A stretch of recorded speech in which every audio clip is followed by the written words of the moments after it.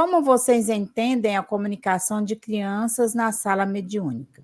E aí a outra ouvinte fala o seguinte: como dialogar com crianças que chegam numa reunião mediúnica?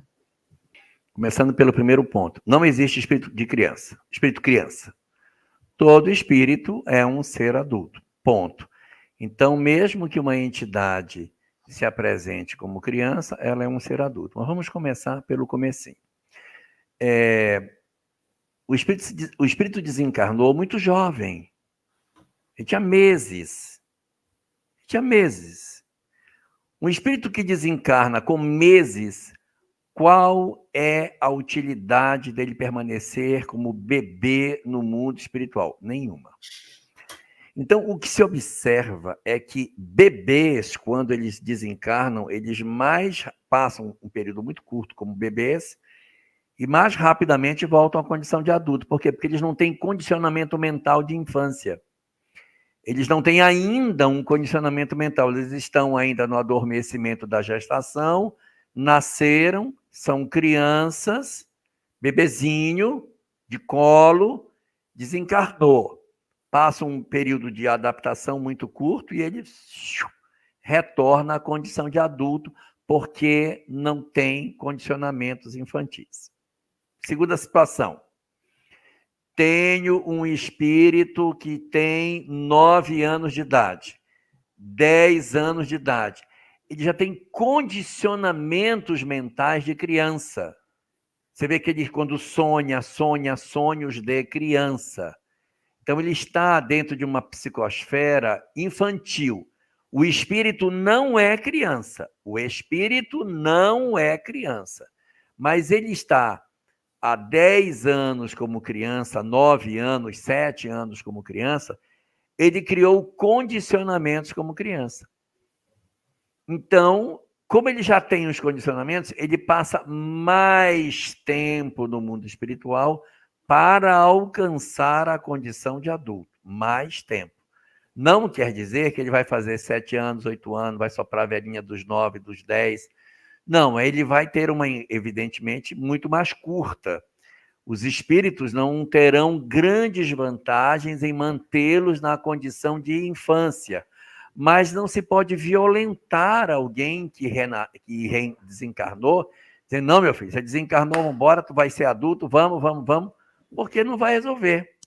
Ele traz condicionamentos. Então, naturalmente, esta criança, ela vai passar por um tempo no mundo espiritual, é um tempo curto, não tão curto como o bebê, mas aí ela retorna à condição de adulto. A gente vê nas obras de André Luiz, coro de crianças que cantam no mundo espiritual. Que crianças são essas?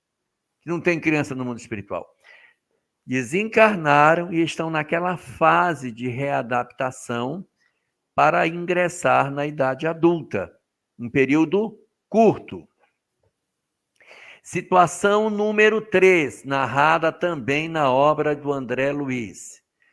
Determinadas crianças que vivem numa circunstância social muito fragilizada e que, de certa maneira, vivem à margem da sociedade, ignoradas nos grandes centros urbanos, quando essas crianças desencarnam, elas estão muito atreladas ao estilo de vida que elas tinham, mesmo sendo crianças. E o que o André Luiz conta? Que eles andam na cidade e quando eles veem uma casa rica e que não tem proteção, eles entram para pular no sofá, gostoso sofá. Então, pula no sofá, anda, vive a vida, eu vou usar uma palavra forte, porque me falta a palavra mais, uma vida mais assim, irresponsável. É uma vida, eu quero curtir. Eu já era assim, a minha vida já era uma vida desse jeito, eu dormia na rua, morava na rua, eu não tinha vínculos, então não tenho interesse de mudar, minha vida está confortável como está. Então, espíritos nesta terceira condição, eles automaticamente demoram um tempo maior, não é que os mentores estejam de costas para eles, mas eles são arredios ao processo de acolhimento, de transformação, eles fogem. São espíritos adultos, estão como criança em função dos condicionamentos mentais que têm. Não é criancinha, é espírito adulto. Só que no condicionamento mental de infância estão se identificando com aquele modelo de vida, desinteressados de mudança. Quarta situação, nós temos espíritos que se apresentam como adolescentes. E nós temos no livro Memórias de um Suicida, um dos instrutores de Camilo Botelho, ele foi uma das crianças que Jesus colocou no colo e disse: vinde a mim, deixai que venham a mim as criancinhas, e não as impeçais. Então, ele chama as crianças e Aníbal de Silas é uma das crianças que senta no colo do Cristo. Ele diz que foi tão impactante aquela coisa para ele que ele nunca mais esqueceu o impacto de Jesus na vida dele. Então, ele mantém uma imagem de um adolescente.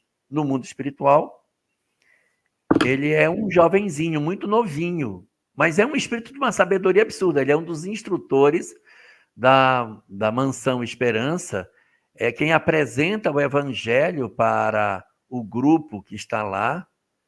Ele é de uma amorosidade, é de uma intensidade de amor indescritível. Aníbal de Silas, jovenzinho porque quer, tá? É jovenzinho porque quer. Não vai falar Tati Bitati na reunião mediúnica, mas se alguém tiver a chance de vê-lo, gente, ele tem 13 anos, 15 anos, ele é um garoto, mas ele é um garoto na forma perispiritual, mas não é um espírito criança. Ele é um espírito adulto que se agrada de se apresentar como criança, ou melhor, como jovem. Vamos para a reunião mediúnica. Livro Diálogo com as Sombras diz o seguinte, que na reunião mediúnica existem duas partes na reunião mediúnica. Existe duas partes, não vou dizer, dois tipos de espíritos que se comunicam, mentores e sofredores. O que diz o Ribinho de Miranda? Mentores se comunicam no início da reunião ou no final da reunião. Não é hábito mentores se comunicarem no meio da reunião. Por quê? Porque eles vão tomar tempo dos que precisam ser atendidos. Por que eu vou ter que ter mentor durante a reunião se tem tanta gente para socorrer? Espírito que se comunica no meio da reunião, em princípio, é claro que existem exceções, em princípio, está precisando de socorro. Não é para a gente tratar, minha criancinha linda. Não é isso. Ele é um espírito adulto. E se você ficar com mimimi com ele, você vai dar um estímulo reforçador, que é isso mesmo. Então, que bom que você está aqui, que legal. Ele pode até falar como criança, mas você conversa com ele como adulto. Conversa com ele como adulto. Porque pode ser um bloqueio psicológico. Ele pode ter uma síndrome de Peter Pan, não quer crescer. Não quer crescer. Ele quer continuar como criança.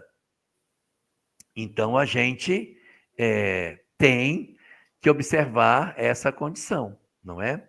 Essa condição na qual um espírito se apresenta numa reunião mediúnica e você preste bem atenção se ele não quer tomar a atenção do grupo, porque às vezes ele vem brincar, quer pegar pela mão das pessoas e não deixa a reunião acontecer. Então, ele pode ser, na verdade, um espírito que utiliza-se desses artifícios para ludibriar o grupo. Então, o que a gente faz? Comunicou uma criança no grupo mediúnico? Comunicou. Conversa com ele como adulto. Dá boas-vindas, não vai tratar mal. Meu amigo, é o seguinte, venha como pessoa adulta, você... Não precisa isso, essas formas não valem para nada. Então, a gente vai conversar educadamente e tal, sem precisar dizer, amanhã, quando você vier, próxima semana, vê se você vem adulto, tá? Conversa normal com ele, estimulando, né? Que legal, que bom, tal. Você está onde? Você está com quem? Você mora com quem? Você não quer ajuda? Vou ter um pessoal para ajudar você. E pode ser um espírito perdido, uma entidade que está precisando de ajuda. Então, essas condições todas precisam ser vistas. E existe, evidentemente, não está fora de cogitação, ser o parente de alguém. O amor também se expressa. Uma possibilidade que a gente não pode descartar é que, ao invés de você receber uma carta consoladora, você pode receber uma psicofonia consoladora, né? Isso não está fora de cogitação. Por que que os nossos amados só vão trazer cartas? Por que que não pode, de repente, numa excepcionalidade, o filho de alguém aparecer e dizer: mãe, sou eu vim ver. Então, existem muitas possibilidades dentro disso. O importante é guardar a serenidade, ficar esperto para não ser uma mistificação, um engodo para tentar atrapalhar o andamento do grupo, se passando por criança, mas conversar de maneira séria, tranquila e séria, sem querer forçar a pessoa a se transformar da noite para o dia.